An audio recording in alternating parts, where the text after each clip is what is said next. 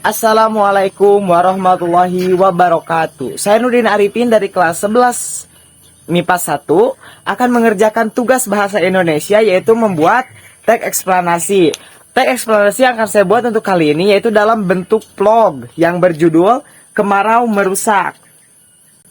Banyak yang bertanya-tanya, apa sih itu musim kemarau? Jadi musim kemarau atau musim kering adalah periode tahunan dengan curah hujan yang rendah, khususnya di daerah tropis. Cuaca di daerah tropis didominasi oleh sabuk hujan tropis yang bergerak dari utara ke selatan tropis dan kembali lagi sepanjang tahun.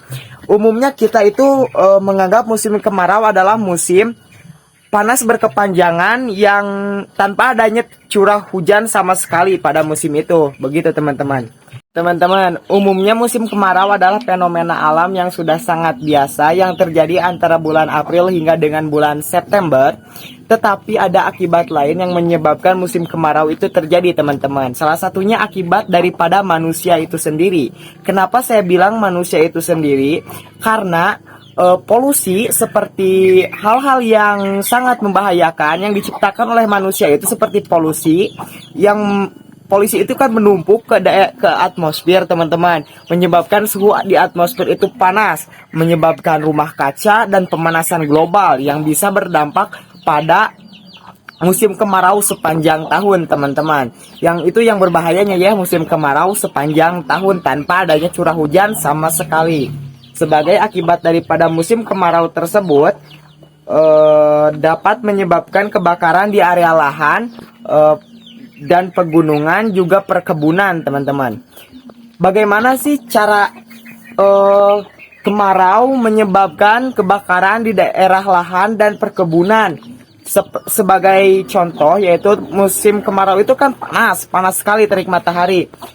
Tumbuh-tumbuhan yang terkena terik matahari tersebut akan terseroti secara terus-menerus tanpa adanya curah hujan sama sekali. Lama-kelamaan tumbuhan tersebut akan layu dan mengering. Setelah mengering tersebut, tumbuhan itu akan terbakar dengan sendirinya karena disoroti tanpa henti oleh sinar matahari tersebut, teman-teman. Ya, disoroti oleh sinar matahari tersebut tanpa henti dan akan menyebar secara luas ke seluruh daerah lahan yang berada di tempat itu. Sebagai contoh, ini adalah contohnya, teman-teman, saya tampilkan ilustrasi. Nah, seperti itu, teman-teman, contohnya. Nah, akibat yang kedua daripada adanya musim kemarau ini adalah kurangnya pasokan air untuk lahan, perkebunan, dan keperluan masyarakat serta rumah tangga, teman-teman.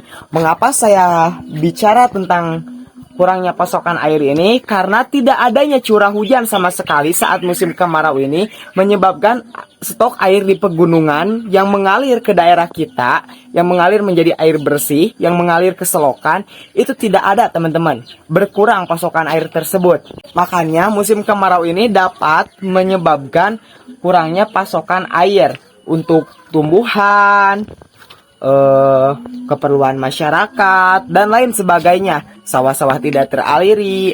Nah, seperti ini saya tampilkan ilustrasinya, teman-teman. Nah, seperti itu, teman-teman, saya tampilkan ilustrasinya. Nah, ini adalah salah satu dampak dan akibat daripada musim kemarau, teman-teman. Terjadinya pengeringan di daerah lahan-lahan yang ada. Nah, fenomena seperti ini sangat merugikan ya, sangat merugikan bagi si pemilik tanaman tersebut, teman-teman. Seperti itu. Untuk contoh lainnya saya tampilkan ilustrasi berikut. Nah, seperti itu, teman-teman. Itu adalah dampak yang merugikan bagi kita sebagai masyarakat, sebagai orang yang mengkonsumsi, sebagai konsumen daripada produk-produk yang dihasilkan oleh tumbuhan tersebut, teman-teman. Seperti itu. Nah, teman-teman, berikut adalah vlog singkat dari saya menjelaskan tentang betapa dampak daripada musim kemarau ya, teman-teman.